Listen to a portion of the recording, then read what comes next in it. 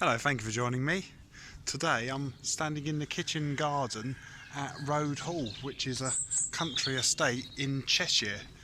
So what I'm going to do, I'm going to show you around some of this lovely estate, which is situated, the nearest railway station would be Kidsgrove, although it would be a bit of a walk. So we're just sort of north of Stoke-on-Trent, although we are over the border from Staffordshire into Cheshire. So we're just in the corner, or we were in the corner of the kitchen garden, and we're now coming into the more orchard area. Well, it seems to be it's fruit on this side, the kitchen garden, and vegetables over there, or over there rather. This is fruit. Over there were strawberry, where they grow strawberries. These are apples and pears that grow around here. So what we'll do now is I'm going to take you around some of the best bits of the estate. It's a fairly large estate, so I'm not going to show you everything, but I'm going to show you the best bits and show you what there is to see here.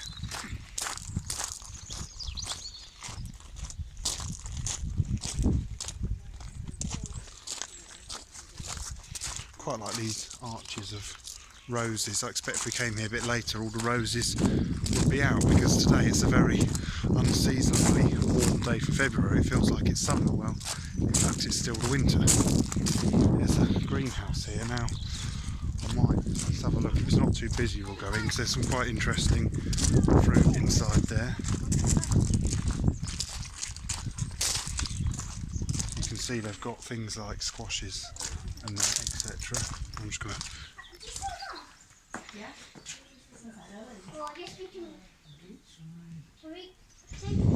So I just thought I'd let you have a quick look. I didn't want to stand in there too long because it's quite quiet and there was quite a few other people in there.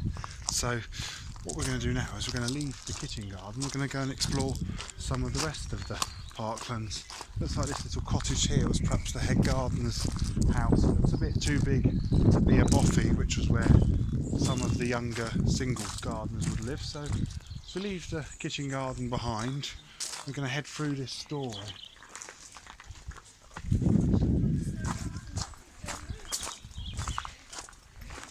This is a path here known as Connell's Walk, which we'll go down it a little way and then we'll come back. One thing that's really nice about Road Hall is at this time of year the snowdrops. As you can see, they're everywhere and they're really quite beautiful. So that wall there is now the back of the greenhouse. So Road Hall is owned by the Wilbrahams family. I hope I might not be saying that correctly, so if I'm not, apologies.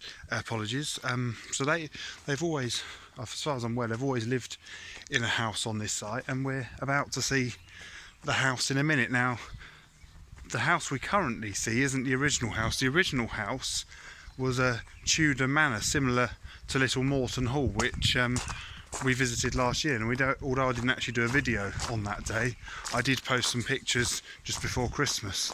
So as we come down here, Road Hall itself reveals itself. So this has had various alterations, so various different architects have been involved. But what I find quite interesting is one of the architects who was involved with some of the interiors is called Thomas Francenals Pritchard. I think that's how you say his middle name, and he is the architect who designed Iron Bridge, which I found quite interesting because you wouldn't tend to associate this with Iron Bridge, although it is of a similar era. So it's a Georgian country house. Now Thomas Pritchard, who I just mentioned, he had various things to do with other houses.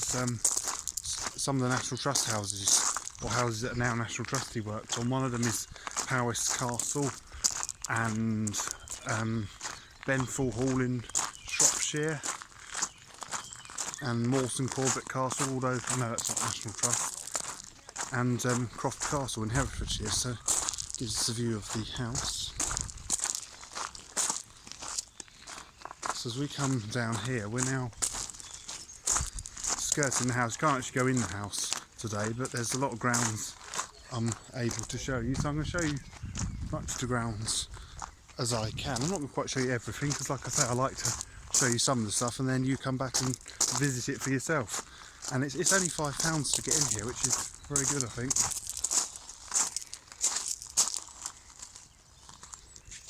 Here's one of the formal gardens. You can see the rose bushes around the statue of a naked lady, and there's some daffodils.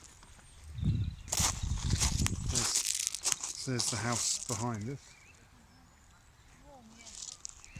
So we're now going to go down into the parklands.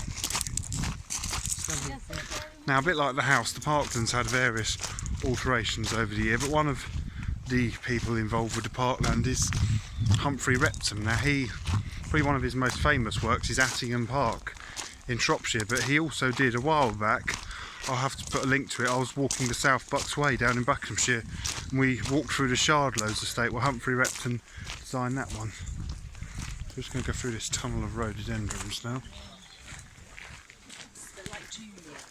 Yeah. It's quite exciting going through these tunnel of rhododendrons. I had to put these here, I think, so people don't put their heads on them. Always enjoyed. Though rhododendrons are an invasive plant, they are quite fun to walk through when you come down into one of the gardens.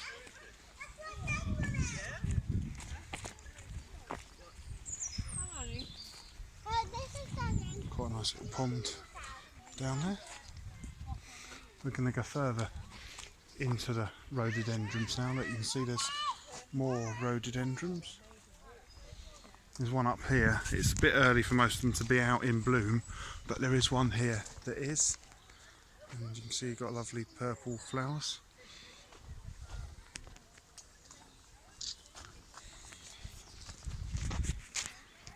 So, where is it? There, it's there behind me.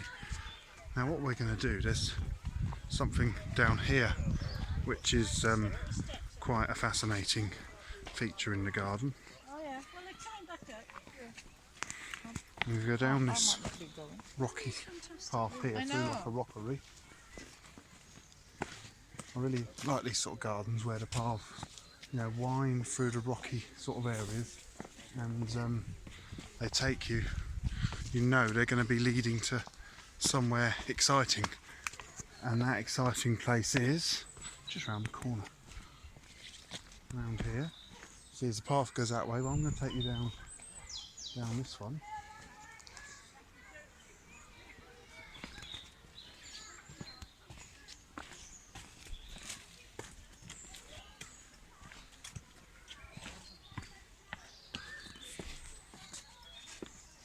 Quite exciting, this junction here. Look, you could go up there, but what we're going to do is we're going to carry on down and see what we find. Down here we find a grotto. It's quite, I think there's some other people in this. When they come out, go and have a look. It's quite fascinating. So you can see the path goes up over the grotto. So what we'll do is we'll go in there in a minute.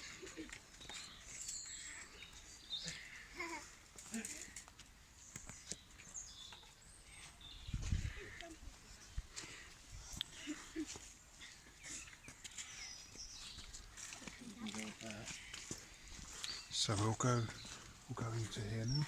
It's quite exciting. So it's an old candle lamp there, and it looks like you could go right through once, but they've put this mesh in the way, probably because the tunnel is so small once you go through. But what I'll do, I'll take you over the top, and we'll go and have a look at the other end. So if we go back out the grotto, we'll go up here the way we've just come. Well, we came from that way. We'll go this way this time. So the grotto was down here, down there. Now I think the end of it where we could see the light coming through is, yeah, here we are, here. You can see there's a sort of a mesh there. So it looks like they probably had a path once that came out here. I don't know if you ever could go right through, but it'd been quite fun if you could.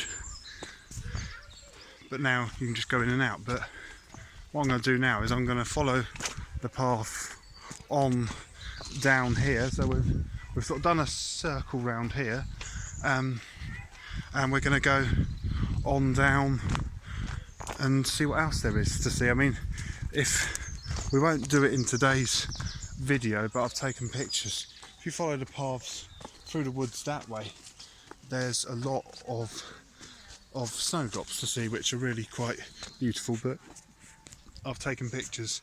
I won't show you that today. I'm just going to follow this. I do love these rocky paths. I think they're quite fascinating. Quite narrow to get through. I can just about fit through there.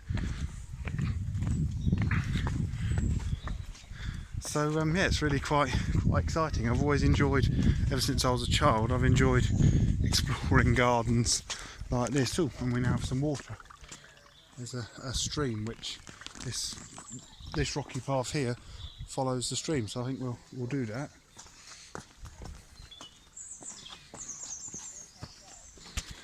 And the stream goes off down there. The path goes this way.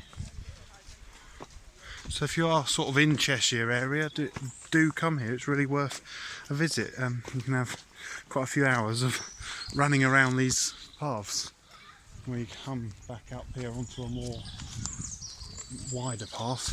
If you look up there, you can see the hall again. You can see the snowdrops and the daffodils.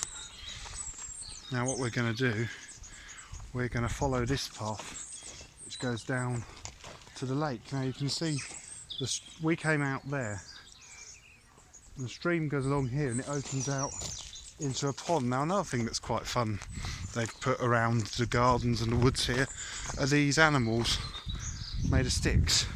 So as you can see here, look, we've got a fish as if it's jumped out of the water, and over there is a heron. So this opens out into a little pond and then it goes to a waterfall.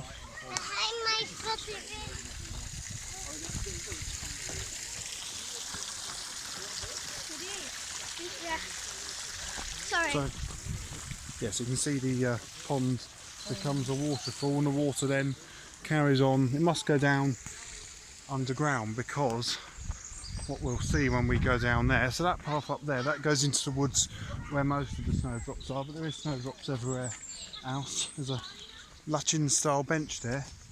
Edwin Lutyens was an architect, and this is one of his famous design, or a copy of one of his famous designer benches.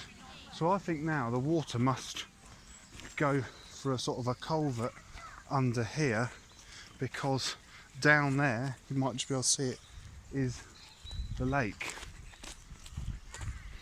which we're just coming to now.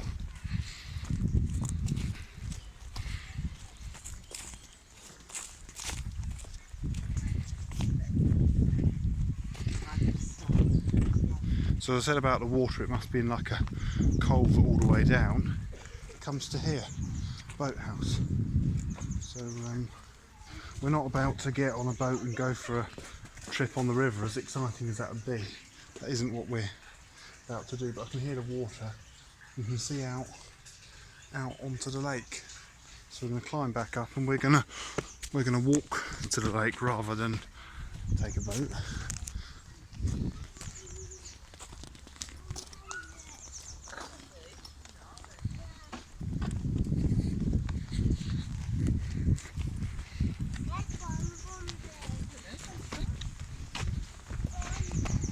So yeah, apologies about me running a bit faster. I was just trying to weave my way through a few people, because being such a nice day, quite a lot of people are here. Although it doesn't feel busy, it seems as if you try and start filming, everyone's everywhere. Like we had to wait a bit to go in the grotto, but you know, it's nice to see there's so many people here enjoying this lovely estate.